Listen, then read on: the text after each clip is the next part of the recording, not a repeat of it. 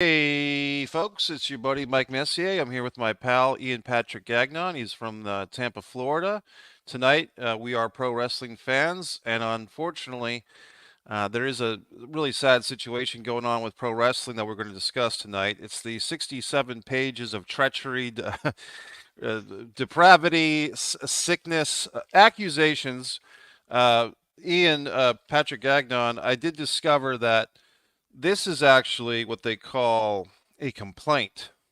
Yeah, And first of all, how are you doing tonight, buddy? I'm doing great, man. I'm doing great. I read the whole thing today and I thought I had a pretty good idea of everything that happened, but there was even new stuff in there today that I was just like, wow, wow. So it's bad. It's bad. But I'm doing good. Good. And several years ago, I think it's going back 3 or 4 years ago, we did a nice broadcast together on the Ultimate Warrior. So if people are looking for more of Gonzo here on One Pro Wrestling and Sports Fan channel, go back to our Ultimate Warrior video. It's right on the Pro Wrestling Rants for Pro Wrestling Fans playlist. But let's get to the matter of hand, buddy. I mean, this is just, I read it over the last couple of days. And today, in preparation for doing this with you tonight, I watched, more stuff basically. Like the Bret Hart had some things to say. Yeah. Kevin Nash got in some heat yesterday online because of his statements. hmm Um, who Paul London, who I'm actually friendly with. Paul London's a great guy who had maybe a 3 or 4 year career with WWE as a tag team champion with Brian Kendrick on SmackDown, and he dated Ashley Mazzaro, and she ended up dying young with a really horrible situation that is now kind of resurfacing because of Janelle Grant case. Um, and so this is just knee deep into some pretty treacherous waters. Unfortunately, as pro wrestling fans, we're used to a lot of our heroes dying young. Gonzo and I probably share Rick Rude, Kurt Hennig, Ultimate Warrior, of course, guys that Yeah. we Yeah. were fans of. But now this, uh, what do you think, Gonzo? What's your opening thoughts, buddy? Well, the first thing I'm going to say is that when I heard about it initially, when I first heard about it, like the day of, um, I wasn't surprised that something like this was happening with Vince McMahon because there's a 40 plus year history of a pattern of behavior with him that he was drunk with power. He thought he owned the world. He thought he owned women, obviously, all different kinds of allegations throughout the years with women. So, when I first heard about it, I wasn't surprised. But then when I actually heard the details and started like reading some of the texts that were in there and some of the just different things that were in the complaint, I was pretty shocked by that in a lot of ways. Like just some of the stuff in there, I just really, it's hard to even imagine that somebody could do that to somebody else. Like I just can't even wrap my mind around doing something like that to somebody else. So it's like you're not gonna. I wouldn't think about something like that. You know what I mean? And just hearing some of the stuff in there, I was just like, oh my god. Um, but yeah, it's crazy. And like when I was reading through the lawsuit today, I kind of just marked out some different things that I thought were interesting from the beginning of it. And it says on here, on or about March 23rd, 2019, Miss Grant arrived for a meeting in McMahon's condo with additional printed copies of her resume, a black notepad, and thank you cookies. You know what I mean? I just thought about that and I'm like, wow, dude, like for it to start that way pretty much, and then what Right. goes on throughout this whole thing, it's just like, wow, dude, wow. What did Let you me. think about it? Well, Like when you first heard? when I first heard, my initial thought, Gonzo, was, well, we've been here before, and it wasn't even that long ago. It was 2 years ago, summer of 2022, and it kind of Vince was playing in and out with the WWE, and they announced his, sudden retirement, and then the next thing you know, 2 or 3 weeks later, he makes a special appearance. hmm And so it's initially it was kind of like, okay, what's different this time than last time? And I think, as you alluded to, it's the details. It's now there's actually, for anyone holding on to the theory that Vince McMahon is an American hero, we've got 67 pages of a complaint that would say otherwise. And I say that because, I have friends that really put Vince McMahon on a pedestal. I don't know if at this minute they still do. But to be honest with you, Gonzo, look, I've watched WWE since I was in the fourth grade, 8 or 9 years old. I've been to many, many WWF, WWE shows in person. I've paid for a lot of pay-per-views. I went so far as to apply to the company, basically 3 times, and finally had a job interview for the creative writing team in 2007. I've gone to NXT shows. I've supported the company. The company's been a big part of my life. Pro wrestling in general. I like to, not just a WWE fan, but WWE is a huge part of that. And it's disappointing and it's sick. And then when I would further answer your question, I listened to Brian Alvarez. I think is pretty level-headed, and I of the wrestling talking heads, I think Alvarez has a fairly decent perspective. And listening to him kind of tell this stuff, but also he's not giving details because he doesn't want to demonetize his YouTube channel, right? Mm-hmm, Well, mm-hmm. just so you know, I'm already not monetized right now on this channel, so we can say whatever we want. So I'm not. But my point is, listening to some of the initial talking heads kind of dance around the taboo nature of these accusations, I wasn't really sinking it in how bad it was until I read the papers. And I want to finish with this. When I was reading the papers, I had to read it in like two increments, right? I couldn't get Mm-hmm. through it in one sitting. It was too murky and disgusting. And I, looking at the first couple of pages, it's double spaced. You think it's going to be a quick read. Well, it's not. Um, and I took notes as well. But at the end of it, I was actually in the company of a friend of mine who's not big on pop culture and stuff like that. And I was explaining to him what's going on here, and this was the first he heard of it. And my friend, not looking at the papers, I'm reading to him the parts that I feel comfortable even speaking out loud. My friend says, "Well, it sounds like he was just with his girlfriend. It's just him and his girlfriend." And I said, That's not really the case. You have to really read the documents. And I would say that if you're going to have an opinion on this stuff, and that's why you and I basically forced each other to read this whole 67-page thing, if you're going to have an educated opinion, you have to do the diligence of at least reading it. And, I hate to call him out because Kevin Nash, I've worked with him in movies. He's a great guy. Kevin Nash, I think, got into a little bit of heat yesterday, or a lot of heat, because he was very vocal with his opinion, but he didn't read the documents first. He Mm-hmm. basically went with his opinion based on his personal relationship with Vince McMahon. Vince McMahon put the WWF title belt on him in 1994. His relationship with Triple H, they're in the clique, they're best buds. Mm-hmm. So Kevin, as much as I respect him as a great actor, a great person, a great wrestler, I think he misstepped there because I think unless you read the 67 pages, you really don't have the right to spew off an opinion because the 67 pages are not under lock and key. Anybody right now can Google it and find it. It's right there for all of us. So Yeah, I mean, I heard what I was actually like waiting for the Click This episode to come out because I wanted to hear his perspective on it because like of all the talking heads in wrestling, like he's one of the guys that I put like really top tier. He's a really smart guy and he has like a great mind for the business and he's just level headed as far as I can tell and as far as I've always heard. And when I was just disappointed when I heard his take on it. But then I also like have to give him the benefit of the doubt because I feel like they recorded that right shortly after all this stuff came out. And he even said in the podcast, I read the first couple pages of this thing. So to me, that made me think like, okay, he read the first couple pages and then just like stopped reading it probably.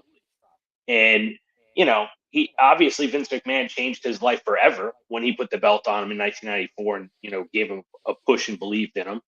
And I could see how it would be hard for him to accept that. He even said on it like I don't want to believe it's true and this and that.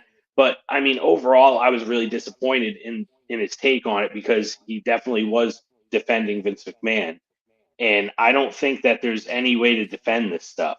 There's just no way to defend this stuff, and it's really hard to defend a guy that has 40 plus years of a litany of allegations and all different kinds of stuff against women, particularly. And then, this comes out and it's like, at least some of it's true. Even if you want to stick up for the guy, at least some of the stuff is true. And the thing is, too, is, he tried to downplay like her lawyer, but I did a Right. little bit of research on her lawyer, and her lawyer was a judge for, I think, like 18 years. And she was a chief judge in her district, I think, for like 12 years. Pretty sure. Those might be off by a couple of years, but, you know, she was a very well respected attorney. And there's no way that you bring a case like this if you don't have a bunch of fucking smoking guns and a whole lot of like really good evidence. And I'm sure you watched Stephen P. New. He said the same thing. You aren't going to bring a case like this unless you have rock solid evidence. And reading this, all the details, the dates, like everything, you know, I can picture Vince McMahon behaving this way. Once you read through this thing, I can picture him behaving this way, you know, and not everything. I can't picture everything, but just I can imagine him behaving in that kind of way where he would degrade a female and more particularly in this case, take advantage of her and groom her. Because I mean, this is like serious grooming behavior in this thing, that and it just plays out like builds up and builds up and builds up, and I just all the details of this, the naming of the fucking toys after WWE wrestlers, that fucking blew my mind. I couldn't believe that. I was just like, oh my god, Yeah. that's really crazy. And just some of the other stuff, it's just insane. But you know, to me, this is and there's other things too, like his lawyer Jerry McDivitt, retired right before or like right after this NDA was presented or whatever, and he retired right then after that. And there's a spot in the lawsuit where she says, "Is that when Jerry's going to send the papers?" And it's being reported now that WWE legal department is saying we didn't know anything about these NDAs. And he was signing them on behalf of WWE. That's what is being said now. And so it just seems like everybody's turning on him. You know what I mean? Like Laurinaitis is turning on him. WWE's kind of just like, and TKO is probably, and it's weird too because you wonder how much did TKO know. You know what I mean? Well, yeah, and the deal with Netflix, basically 2025 for Monday Night Raw, which since 1993, I think January of 1993, Monday Night Raw has been the flagship of the WWE weekly programming on USA Network for the most part. I think they were on TNN for 2 or 3 years, and then they went right back to USA. So they sold the rights. They went over to Netflix for a whole lot of money.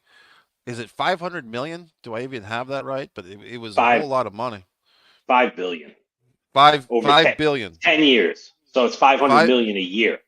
right. So 5 billion a year for 10 years. And then I think No, the no, next day all the 5 billion for the 10 years. It's 500 million per year. yes, yeah, yeah, I get you. Okay, all So right, got it. so so they and I believe they're all saying that Vince was a big part of that deal.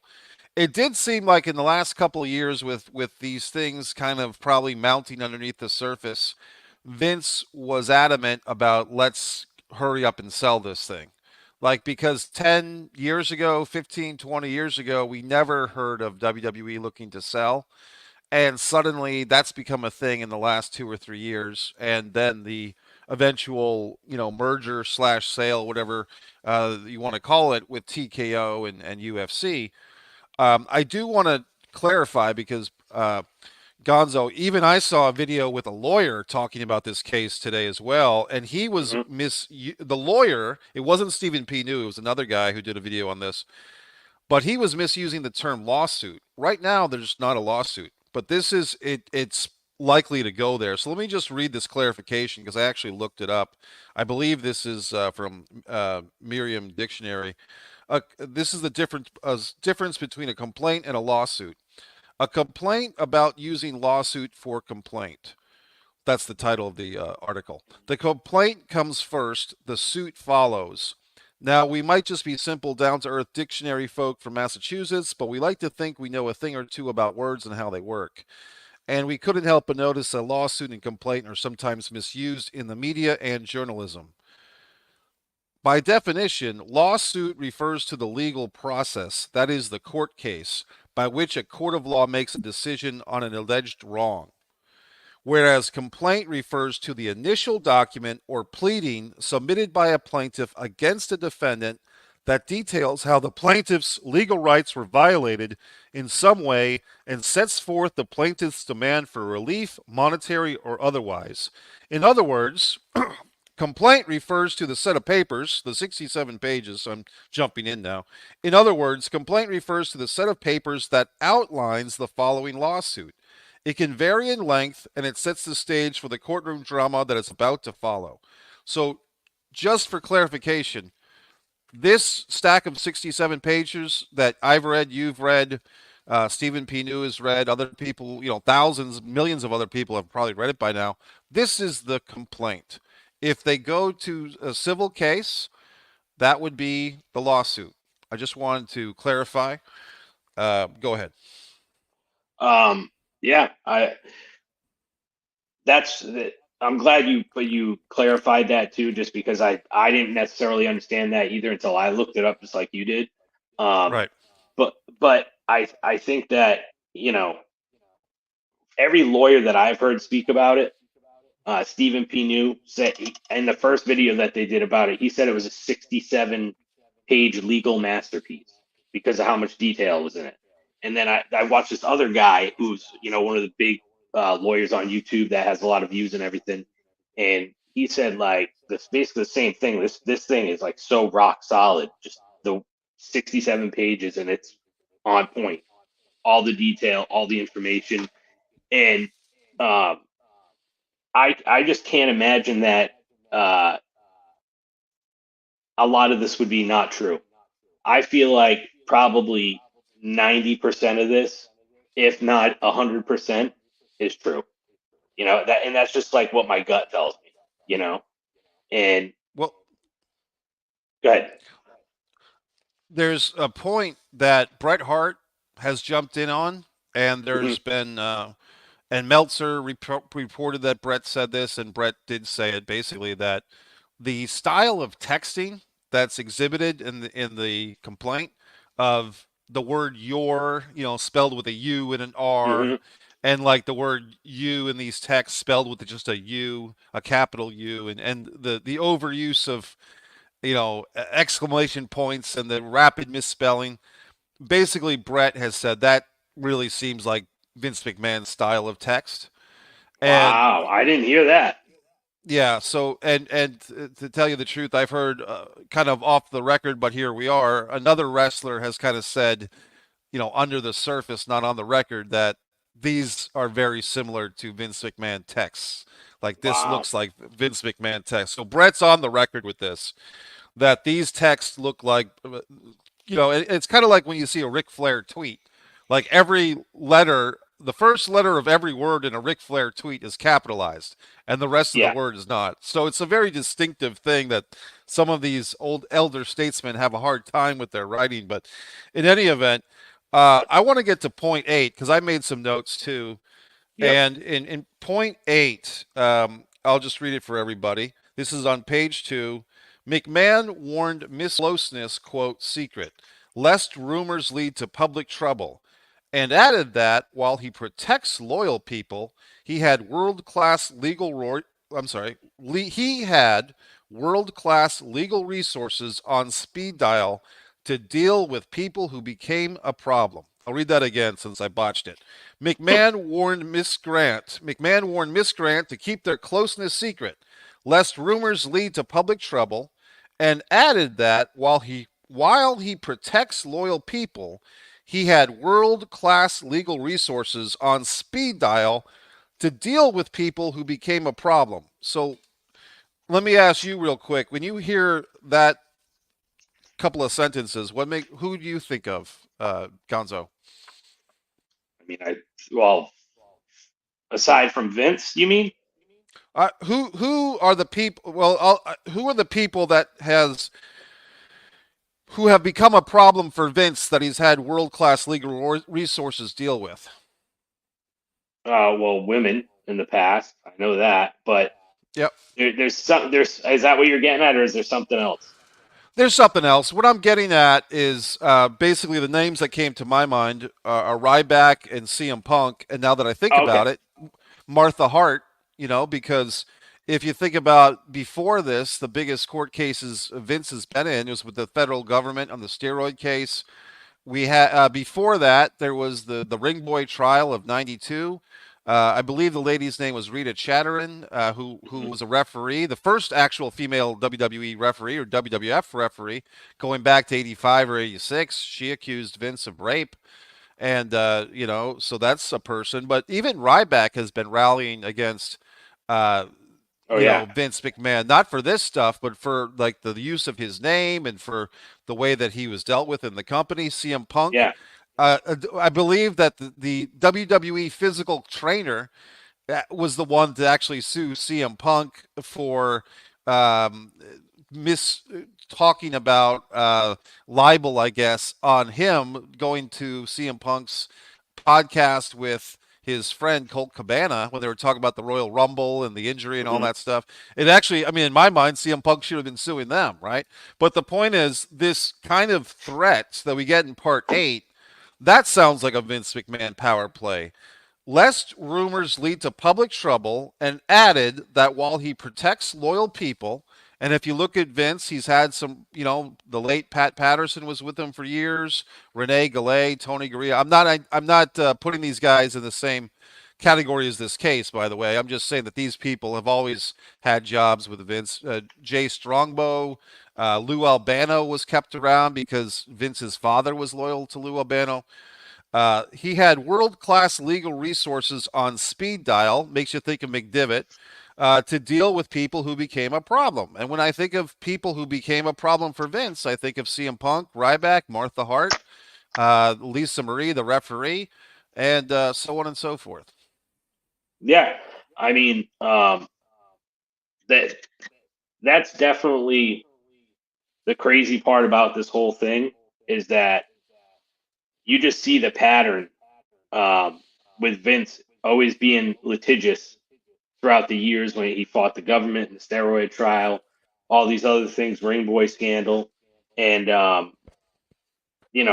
as one of the points that I wanted to bring up too uh, was that he says it's on page 1155 at the end of like one of their first meetings.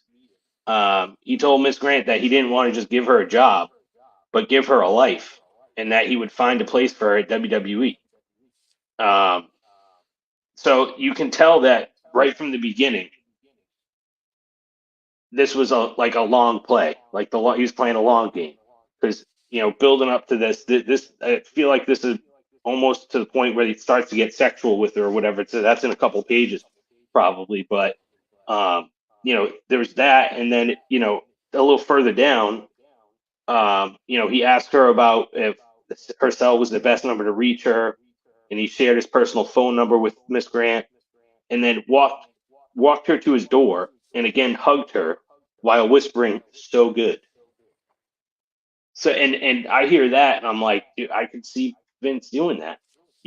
The craziest thing to me about this whole thing, that's like I just find to be the most interesting part, is, and it's like a twofold thing. The first part is like the way that reality is imitating art right now, because all those storylines that he did, wanted to do an incest angle with Stephanie. He was pimping out Stephanie at one point to his business associates.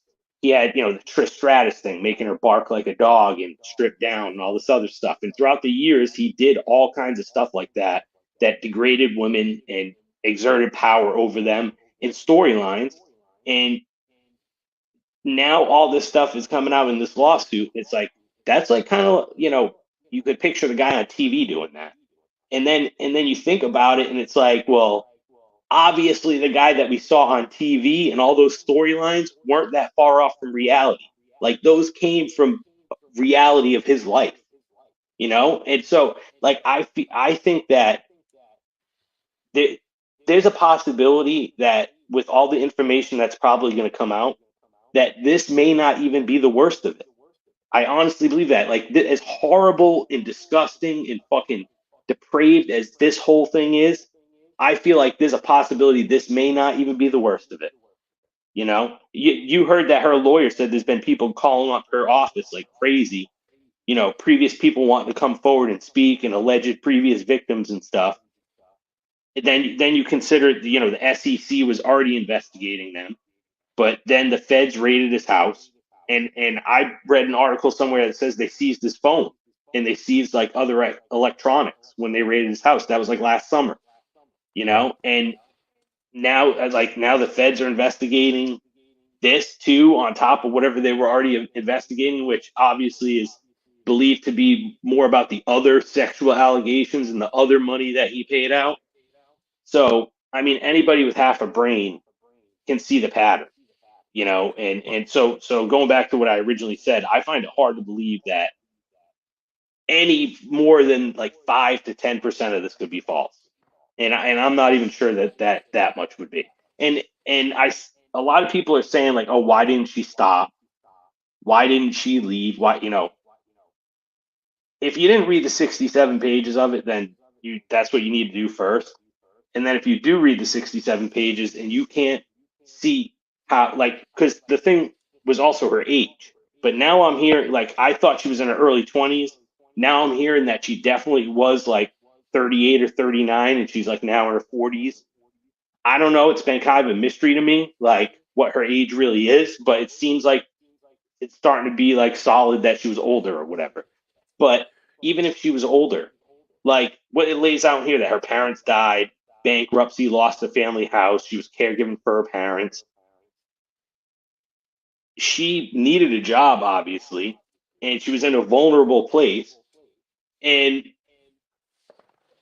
it's so obvious that Vince McMahon could have taken advantage of her. When you see the picture of the girl, it's like,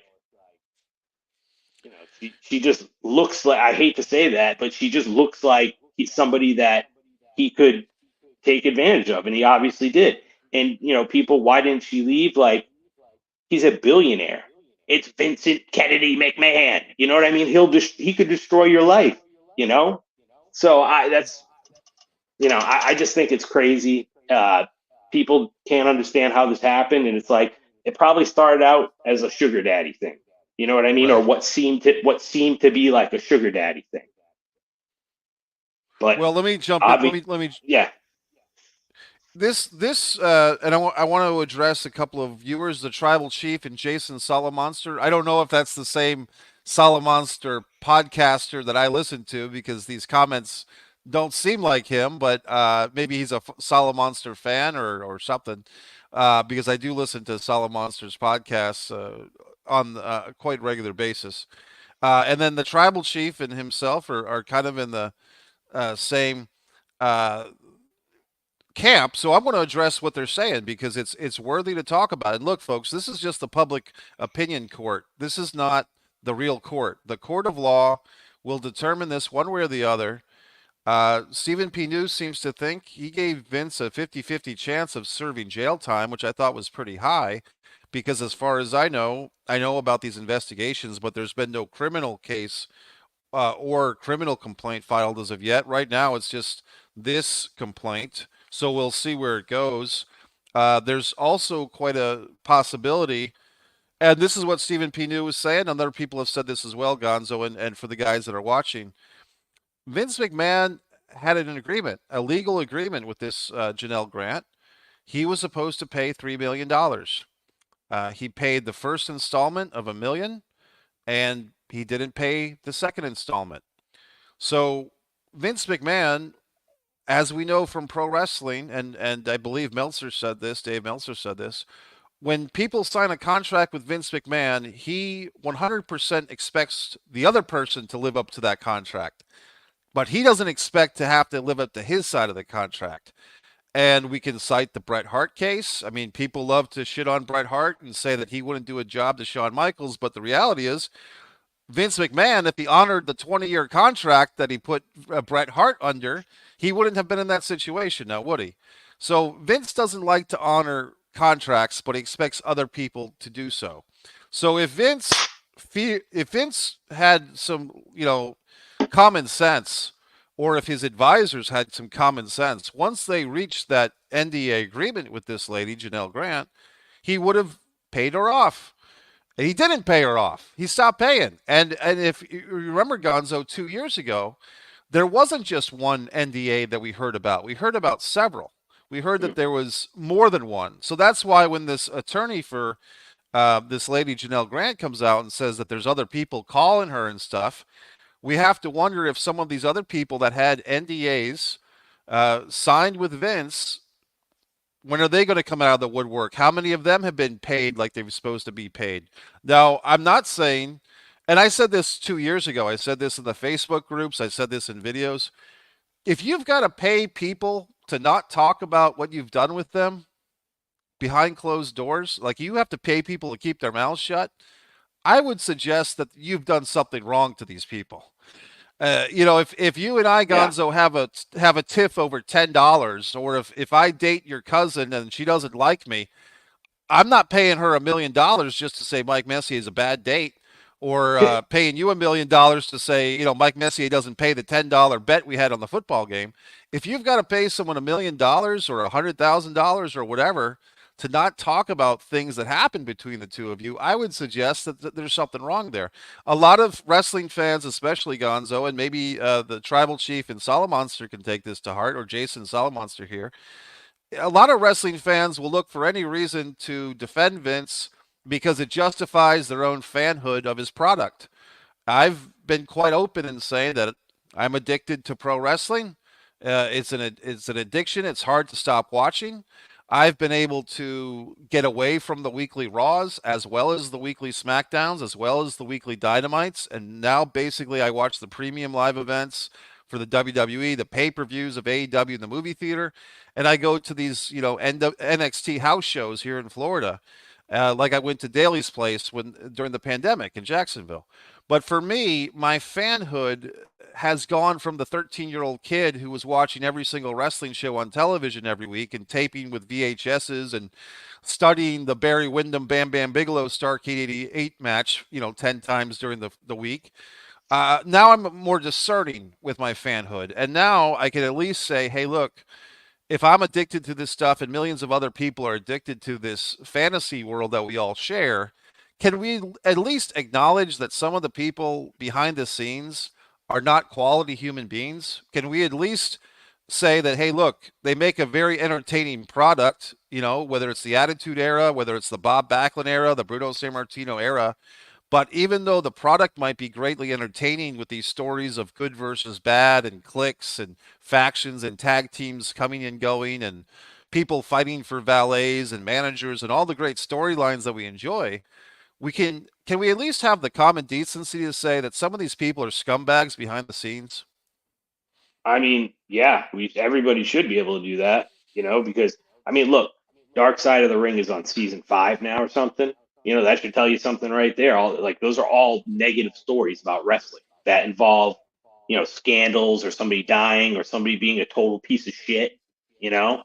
And that I mean, it's no secret that wrestling has always been like this bizarre business, with all these weird things that go on, and it's like an underbelly that you don't know unless you kind of dig into it, like how we are grew up as fans and we're interested in the business and everything, so we know things that are a little bit deeper than what somebody else might know because they don't look into it.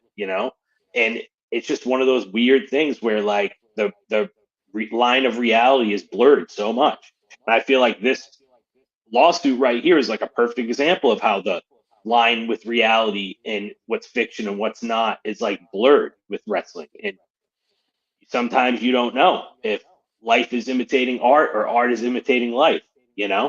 And to me, that's just crazy. That's just crazy that, all this stuff has happened for so many years, like you said, with all different kinds of stories, the Jimmy Snuka story, not to mention like it was 40 something or 50 something wrestlers died under the age of 40 in like a 10-year span, like all people that we grew up with.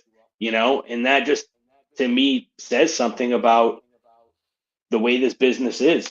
and the way that probably a lot of really bad things have happened that people don't know about, things that just get swept under the rug, you know? And I just think that, like I said, I think this is just the beginning of it. I think that this is probably going to blow up even bigger and bigger and bigger with all the new stuff that's going to happen, new people coming forward, and it's just crazy. And uh, one of the other things that I wanted to bring up too about the beginning of this is that some of these texts in here, there's one on page 12 where she had commented on that famous T-Rex skull on it's Right. point 663. She commented on that big T-Rex skull in his office, which everybody would that pays attention knows that that's in his office. And then he says, text her BTW, if you're a bad girl, the T-Rex will eat you. Followed by seriously, Janelle, wherever you land in WWE, you will be a credit to the organization. Who the fuck says that? Who says if you're a bad girl, the T Rex is going to eat you? And then, like, out of the other side of their mouth, quote unquote, seriously, wherever you land in WWE, you'll be a credit to the organization. To me, that just so points to the manipulation that was in this. And going back to your point, is you said he paid her the $1 million, and then he's supposed to pay installments of 500,000. He doesn't pay her the second time, right? So obviously, that right there, she's completely within her right to want money from him or whatever, because he didn't live up to the agreement that he basically pressured her to sign. But going back to what you said, I think that he thought he could just get away with it. He thought that this girl would, she got $1 million. She's not going to fucking do anything. She knows I'll destroy her. And she actually had the courage to come forward, and get a lawyer and really, have a serious complaint. That's 67 pages that they took their time with this, obviously. So to me, all of those things just point to, like I said, 90% of this I think is true. you Let me know? let me get let me get to some of these comments, and I appreciate Mhm. the guys. I'm not sure if this is the actual Husey. Hello, because I do listen to his podcast too. He's done some good stuff with Conan. If this is the actual guy, if it's a fan, that's fine too. Thanks for being here, guys. The Jason Solomonster account says, I think honestly, the most aha moment was when Janelle asked Johnny Ace, has Vince done this before while she was about to get gang banged by Johnny and Vince in Titan Tower?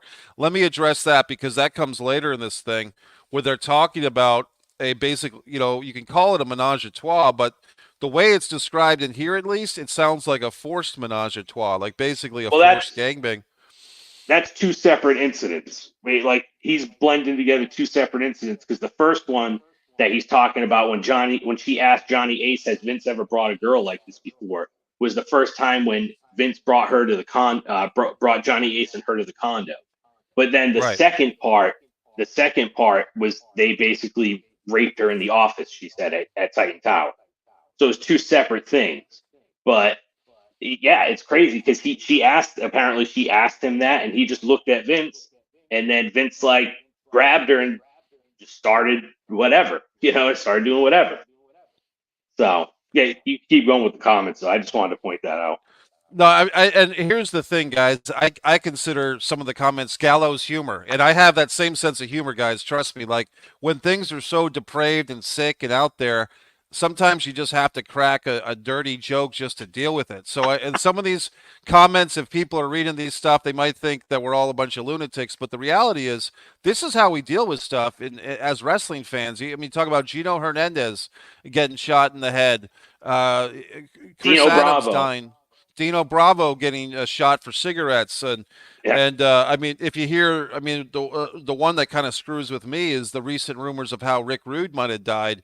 I mean, so anyway, but to get to some of the guys' points on a serious note, guys, because I do take that point seriously. Is this all a setup? Is she lying? Why didn't she go to the police earlier? I wrote that comment down in between point 77 and 78. So I'll read this to you guys just to take the point that I've considered some of what you're saying as well. Okay. Page 15, point 77, paragraph 77. When Miss Grant tried to make small talk about WWE's TV storylines, McMahon suggested she watch the next episode of Monday Night Raw and text him before the broadcast. After she agreed, he forcibly kissed her and began pulling down a strap on her sweater. Miss Grant then sat up, said she needed to leave, and had a lot to process and left. And so that's when, gentlemen, I wrote in my notes, why not cut off or report? So I'm wondering myself at that point, why, if she felt like she was being kissed and her bra strap is being pulled down, or her sweater strap is being pulled down, I guess, without her consent or without her enjoying that, why did she not cut off the situation? And I think Gonzo answered that earlier, and this report does a good job of painting the picture of a woman whose parents had passed away. She was the sole caretaker for her elderly parents. She's about 38 years old at this point. That's according to Stephen P. New. He's saying she's about 38 or 40 when all this stuff is going on, and that she wasn't in a financial situation where she could just go to her day job. She didn't have a day job, apparently. Apparently, she put a lot of eggs in the basket of working for WWE.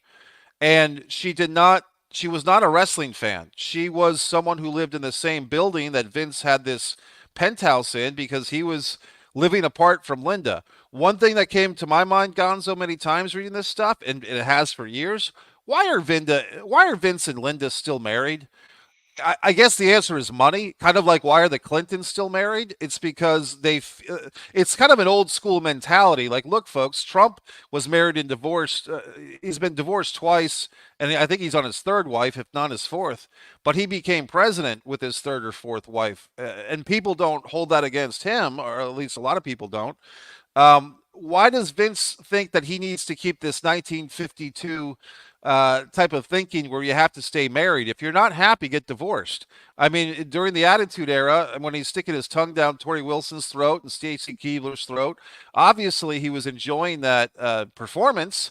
So why stay married? And no offense to Linda, but if you're the genetic jackhammer that Vince claimed to be, why would you stick with this lady that doesn't do it for you? I mean, I think that there's probably a couple of reasons for that. One, I would say it's an ego thing because, and I heard somebody else kind of make this point, and I was like, that really makes sense. Is that if they get divorced or she divorces him, right? Because he probably wouldn't divorce her. She would probably divorce him. If she divorces him, that makes him look inadequate, like he was inadequate for her. And he can't Right. take that in his ego. Like his ego couldn't take that. So I think that that's part of it. But I think the big part of it, that's a little part. The big part is money, business. You know what I mean? Like that they're gonna have to split things if they get divorced. Whereas like she was probably dating somebody or doing her own thing. He was doing his own thing, but obviously what he was doing was not good. So I feel like it's just all came down to money and business and the ego. Let me address a couple of questions here. Golf franchise makes a solid point, but just to clarify, how did both her parents die at the same time? She said she was a caregiver or something. Did she kill them? Well, and I'm going to take it as a serious question because they didn't Yeah, die at the exact same day or the exact same moment. As far as we can tell, they weren't in a car accident together. They were probably around the same age. They probably had similar health situations. If you think about it, if you're in a couple and that's a couple that's been together for a long time, you've probably ate the same type of food. You probably had the same exercise level. And you probably, a lot of times they say that when one elder spouse dies, the other one has a broken heart and takes yeah. less care of themselves. So I'm giving a serious answer because I do take that as a serious question.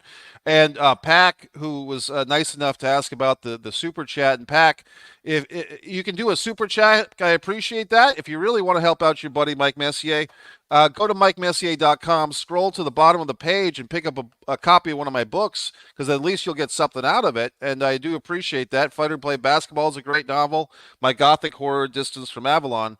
Let's get to your question or your statement, actually. Your grandparents did the same. And what he's referring to is that his grandparents, passed away around the same time. And here's a little bit of levity for everybody. An elderly couple goes to a divorce lawyer. They sit down at his desk and they say, divorce lawyer Johnson, we want to get divorced. And the divorce lawyer looks at the two of them, and they appear to be like deep into their 80s, if not their 90s. And he says, well, my goodness, how long have you two been married? And they say, we've been married for 65 years. And he says, oh, my goodness. Well, how long have you wanted to get divorced from each other? And they say, we've wanted to be divorced from each other for 35 years. And he says, 35 years you wanted to get divorced? Why didn't you come to me sooner? And they say, we wanted to wait until the grandchildren were dead. That's funny. That's Yeah. funny. So thanks. So that's a I little bit of mean, levity. yeah, yeah. Well, that's very true though. About like my same thing happened with my grandparents within the last year. My grandfather died. My grandmother was not, really sad and all that sort of stuff, and she died not long after. So you have to, and we don't have any details about, her parents. It only just says that they both died. But you would have to imagine that they were probably both around the same age, all the stuff that you said. Um, and the thing is too is like if all this stuff is in the lawsuit, obviously they're going to be able to prove it one way or another. Like things The, like the, that, at least. the complaint. You The know, complaint. sorry, the complaint. Things like that, if her parents died or not, or if there was a bankruptcy, they're going to be able to prove that stuff easy. It's the same thing with the text. You're not going to put fake text messages in here. You know what I mean? Yeah. So, I think that a lot of this stuff is just definitely not fabricated in any way. You know what I mean? Like it's this stuff is too rock solid and it paints too much of a realistic picture of how this thing went from point A to point Z. You know what I mean? Yeah. So Let me get to some of the topics here. Wouldn't Linda McMahon get the Linda Hogan settlement if she and Vince got divorced? She'd get everything or nearly. Well, here's the thing, Husey. Hello, I love that. That's his catchphrase. Basically, if Linda got 80% of $1 billion, what does that leave Vince with? 200 million or whatever the math is? You see what my point? Like Vince, regardless, has enough money. Even if Linda took 80, which I don't think she would get that much. I mean, but whatever she took, I think Vince McMahon would still have enough money to live. What is he, 76 years old? So I mean, if he lives yeah, to 100, he's got 78. 20. Right. So, I mean, how many Lear jets can you have? The other thing, now that I'm going to answer my other question from before, why haven't these two gotten divorced? Maybe the term would be, does Linda know where the bodies are buried? Like, does Linda know too much so that Vince doesn't want to get divorced? But once again, I think it's like that old school 1950s mentality of don't get divorced. And like I said, I'm citing the Clintons among other couples. Here's a little golf franchises and speculating that they might have both gotten the vaccine. And hey, look, anything goes here, guys. I mean, I'm not going to dispute that. I'll be honest. I've gotten the vaccine. I've gotten of the other the what do you call it? The updates, Boosters. the boosters, and I'm no, I'm fine. I'm fine. Yeah, but Oh no. but anyway, I think that there's something there. Maybe for a future podcast we talk about that because a lot of guys, sports guys especially, are fighting on the field and everything. So I'm not gonna totally discount that thought either. Vincent Kennedy McMahon's behavior is concerning if he has a cult leader vibe in the office. And Paul London was comparing Vince to the Nexion guy. His behavior should be analyzed. And I've said this, Hughley, for years. I've said that Vince, to me, did have a traumatic childhood. In the Playboy interview from, I think, 98, 99, Vince basically alluded to being sexually molested as a boy from a man, not from a woman. And I believe that took place in North Carolina, where Vince was being raised at the time by his mother and his stepfather. And I don't think that Vince pinpointed anybody in particular as the molester, but he just basically referenced it. And I think there's a Scott Hall clip on YouShoot where Scott Hall's talking about how Vince McMahon told him about being molested. And in the same conversation of, I want you to go out there and work with Dustin Rhodes as Gold Dust. So I mean, we see how Vince's mind operates, and I have a theory, folks, that for the last 30 or 40 years, however you've watched WWE, we're all kind of enjoying the diary of a madman. We're all kind of Yeah. enjoying the way that a person who's been the victim of abuse has probably not gotten therapy, but he's dealt with the trauma that he had by giving us wrestling. And a lot of times that's highly entertaining. But there's been for quite some time these elements of sickness. And to Tribal Chief's point from earlier, I didn't forget about these earlier points. Let's not forget about the great years of wrestling that Vince brought us. Hey, I went to see Hulk Hogan versus King Kong Bundy Saturday night's main event, December of '87, guys. I mean, I've been with this thing for a long time. So I saw, Hulk Hogan body slam Big John Studd and win by countout at the Capitol Center.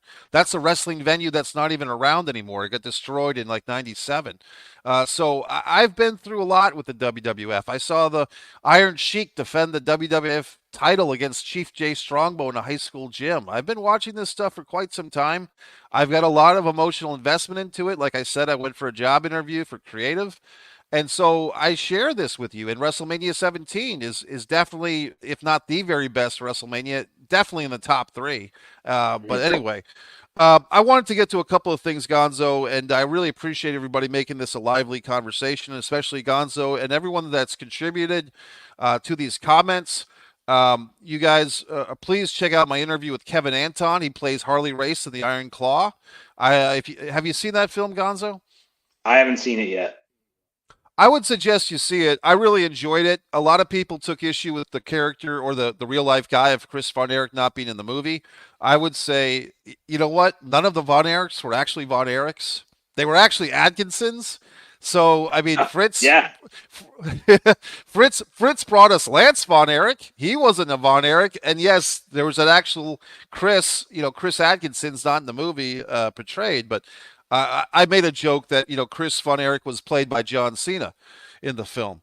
So, but here's my other point, Gonzo, and it kind of goes along with what you were saying because you can't see him. That's the punchline. Okay. Okay. So here's my thing with all this. And Gonzo, you made this point several times. There's so much detail here. How could this not be all true or at least mostly true? There's so many people, WWE employee 1 through 4 or head office person 1 through 4, human resources employee number 2 in point 80, WWE corporate officer number 4 in point 81. There's so many people that are alluded to. The WWE superstar that most have deduced is Brock Lesnar because he's a former UFC heavyweight champion. There's so many other people that are named. This is the spot that Vincent Kennedy McMahon, love him or hate him or anywhere in between, finds himself in. He either goes to court to clear his name, and he might do that at age 76. Does he want to do that? Who knows? But if he does do that, all these people that are listed either as numbers or WWE superstar or however they're listed without their actual name being listed, we'd assume, but not knowing for a fact, that perhaps Kevin Dunn would be called in, who's had a real long relationship with Vince. All these Pritchard. people, Bruce Pritchard, Brother Love, and that goes to Conrad Thompson because he's still doing his podcast with Bruce. All these people would have to, I would assume, testify or at least be subpoenaed for a question and answer session. Does Vince want to put his people through that? Even if he's not in power anymore, even who knows? Maybe he does. There's another part of me, Gonzo, that thinks maybe Vince wanted this to come to the surface.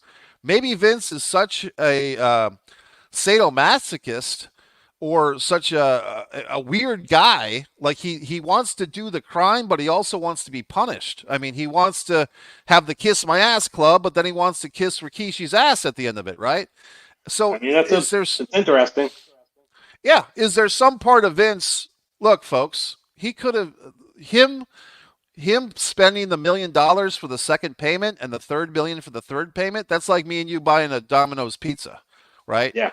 That's nothing for a guy with all that money. So why didn't he pay the money unless on some level he wanted this stuff to come out? Maybe and I had the same feeling about Paul Heyman 20 years ago when he was doing the ECW thing.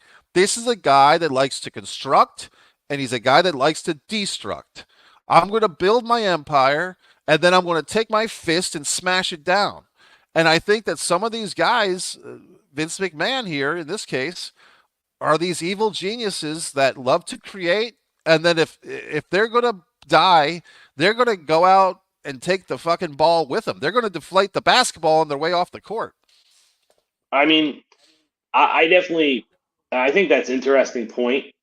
I think that Vince McMahon's ego and I think that what he wanted his legacy to be was, it seemed too important to him. I think for him to do that, and selling it to Endeavor is like, look what they've done with the UFC in less than 20 years. Well, not, they've only owned it for like less than 10 years, but in 20 years, look how much UFC's grown, especially over the last 10 years. So it's like selling it to somebody like Endeavor, that they're not going to destroy the business. So I feel like he wanted to make that sale because he knew this stuff was coming down the pipe. I think he knew that his time was running out as far as being able to get away with anything because he's this rich billionaire that has all this power over people. And I have a theory too. You said you have a theory. I have a theory too. I think that Miss Grant's main motivations in this and her main objective is not money. I think her main objective is she wants justice for what happened. And her lawyer even said that. She was coming forward first because she wanted to expose the toxic culture that was in WWE, especially with Vince McMahon and the things that he was doing. And she wanted to be the first to come out to empower other people to come out. So I think that combined with the fact that they demanded a jury trial, even though from what I've heard, demanding a jury trial is like a tactic to try to get more money out of the settlement. But I don't believe that they're trying to settle on this. And if you look at, like, for example, P. Diddy, whatever that was, a couple months ago, with, I think, in 48 hours that case settled. And a lot of these cases apparently tend to settle pretty quick when it's something like this. It's already been over 2 weeks.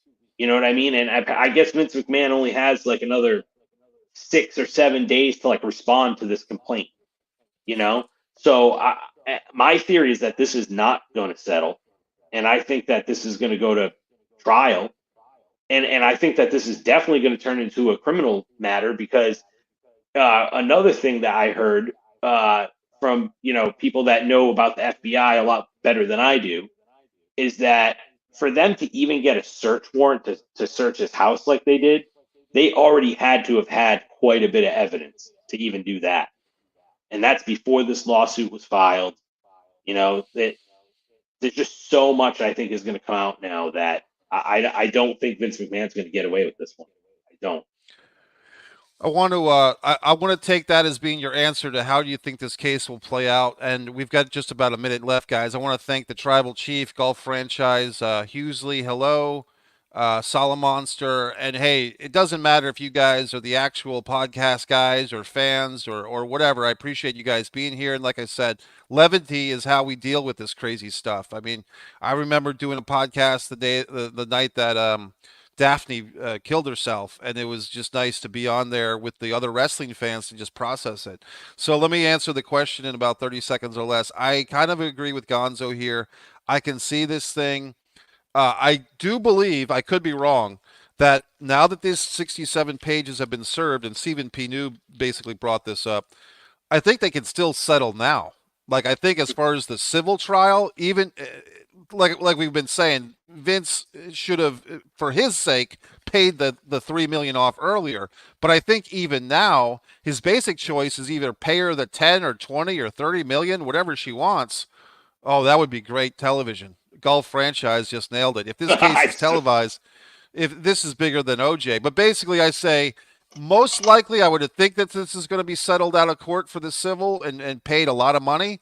But then there's going to be all these other people with these stories. The Ashley Mazzaro thing is back, and it's going to be a big mess. So it feels like the end, but I think we're just at the beginning of this whole Beginning thing. of the end. Yeah. Right, right. The beginning of the end. It's not the. It's yeah. So, folks, I want to thank everybody for checking this out. Like I said, the Kevin Anton interviews on there. I bought the Arn Anderson comic book through Kickstarter, and the gentleman that wrote this thing is on this channel here with an interview.